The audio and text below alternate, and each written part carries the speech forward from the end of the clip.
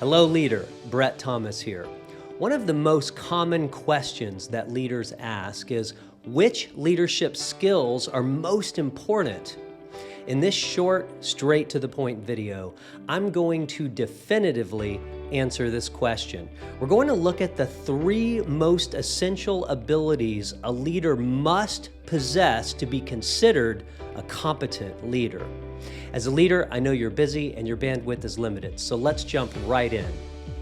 What do effective leaders do? Starting with basics. In its most essential form, leadership is a function of 3 things: planning, teaming, and executing. We can call these essential leadership abilities. At the very minimum, leaders need to 1. Set the goal and create the plan. 2.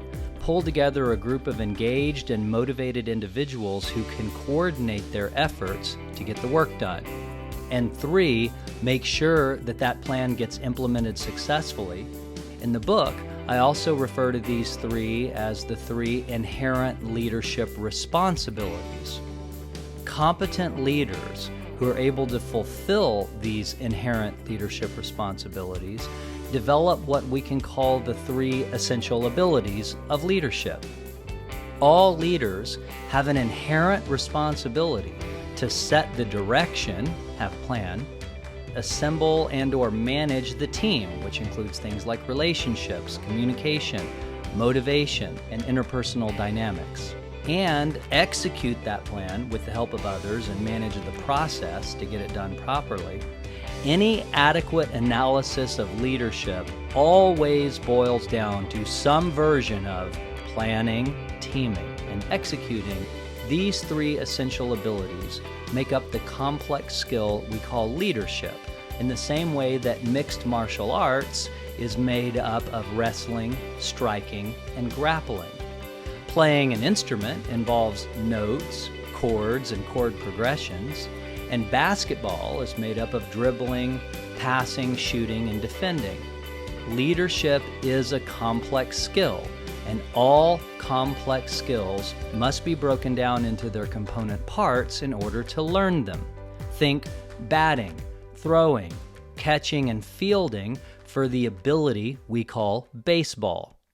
For the complex skill called leadership, there are exactly 3 abilities the leader must be competent in to be considered a competent leader.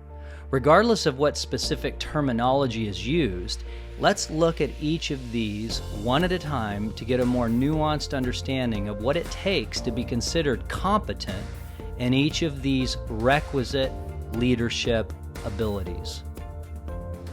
Planning. Leaders are responsible for what we think of and is commonly referred to as planning or direction setting. Leaders analyze organizational opportunities and challenges, set vision, align stakeholders, and craft winning strategic plans. Teaming. Leaders are responsible for what we think of as teaming and relationships, and this dimension is also sometimes referred to as culture. We see many of the soft skills, as they're called, of leadership play out in this arena. Leaders are expected to set employees up for success, give direction and feedback effectively, know how to listen, dialogue, and collaborate with their employees and peers, and be able to keep individuals engaged and motivated, and also keep morale high on teams. Executing. Leaders are also responsible for what we think of as executing or implementing. Leaders must identify and close employee performance gaps, achieve high accountability and productivity in their organization, consistently bring projects successfully across the finish line on time and on budget, and know how to keep their teams highly focused on the right priorities and consistently productive week after week, month after month.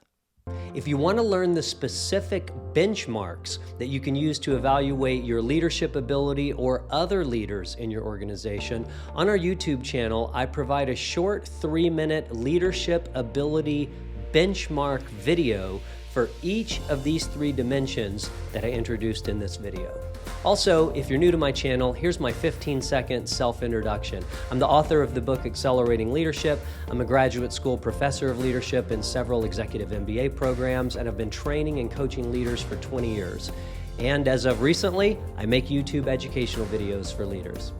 If you're serious about becoming a better leader, and if you appreciate this style of learning that gets straight to the point with no fluff, that's academically sound and highly pragmatic, I hope you'll like this video and consider subscribing to my channel.